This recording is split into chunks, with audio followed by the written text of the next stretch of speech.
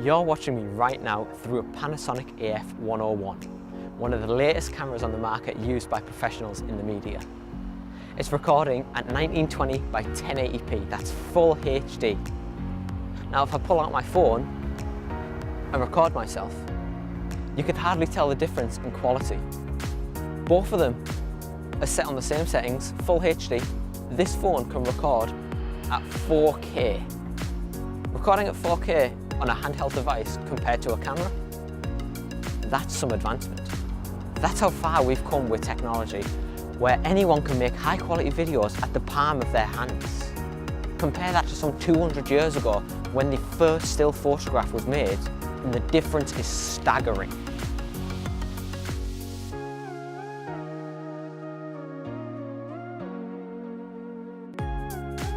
Hi, I'm Adam. And today I'm going to be showing you just what we can achieve in today's digital age. And to start, I'm going to be talking to Dave Parsons from the North East Film Archive located here in Middlesbrough in Teesside University. We are the regional film archive for the North East of England.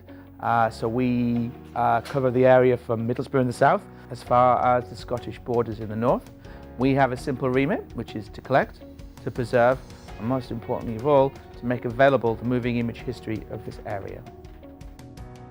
So film has been going around since the late 19th century.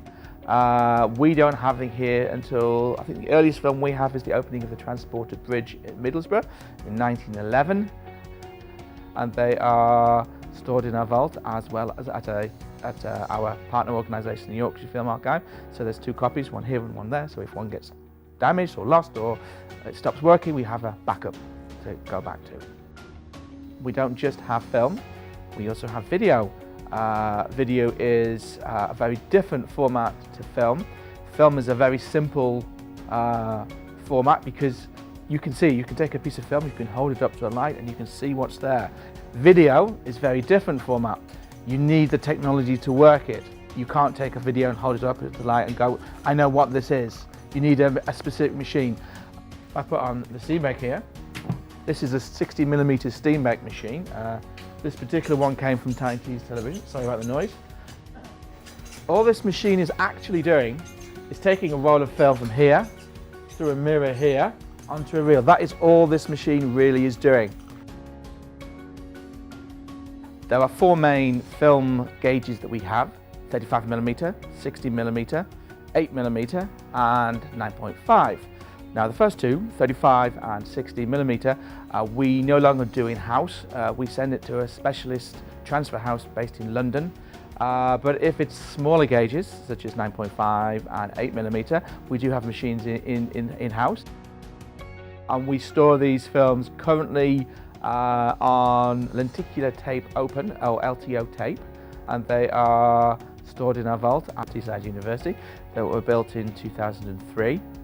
Film is deteriorating, you can't stop that, but we can put it into an environment where it slows to an absolute crawl. So the vaults are kept at certain temperatures, humidity levels, and as long as that will slow this deterioration down to practically nothing. We've been told, it's impossible to prove until we get there, that film will probably last in those vaults around about 500 years. All of us will be long gone by that particular point. Technology is always changing. Yes, we have film. Yes, we now have video. Yes, we also have digital, which of course is what you're recording this film on. And because it changes on such a regular basis, the cost to transfer material from one digital format to the new video format can be quite high. So there is yet to be a kind of finalized decision about what we do with digital, partly because it's so new, partly because the technology advances so much that they make new formats that makes it so expensive.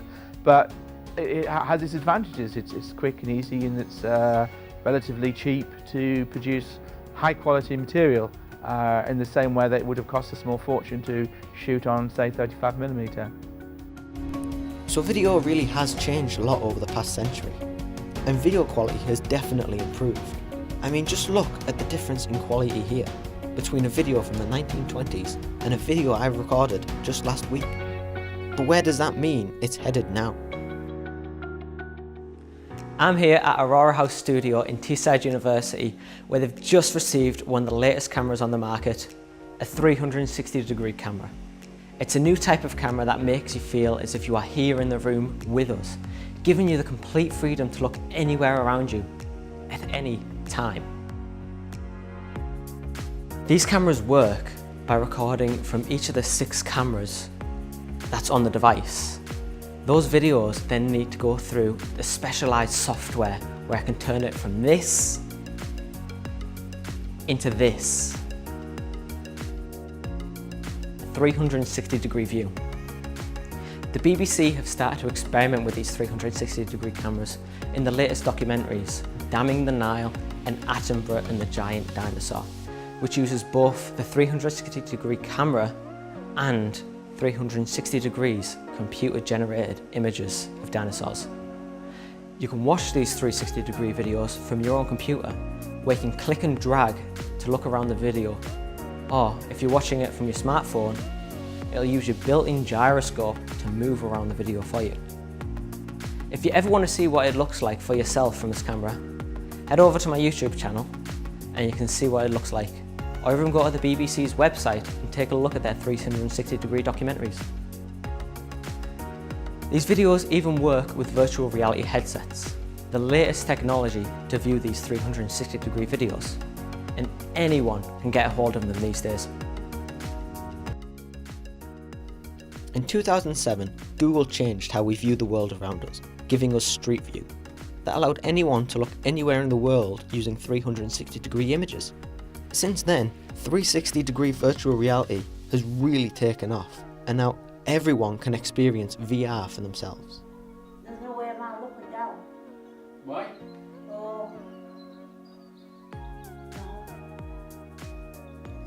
Oh dear.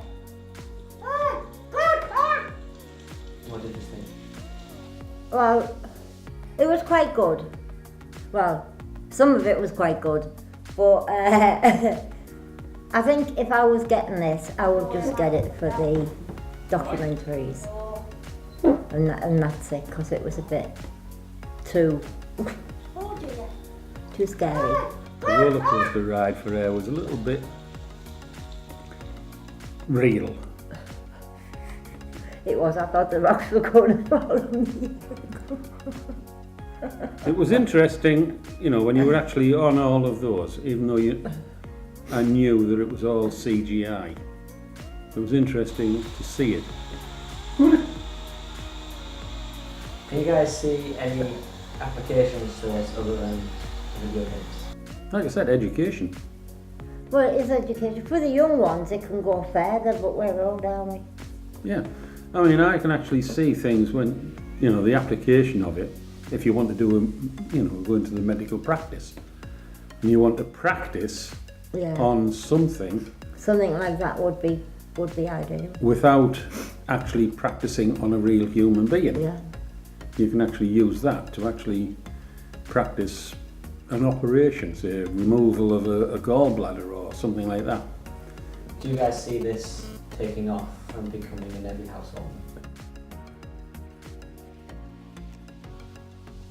For young people, I think. I don't think everybody would have it, but for the ones who were interested in it like that, yeah, for them, yeah. I can see kids on Xbox and PS4, whatever, they'll want it for a Christmas present. Yes, they will want it.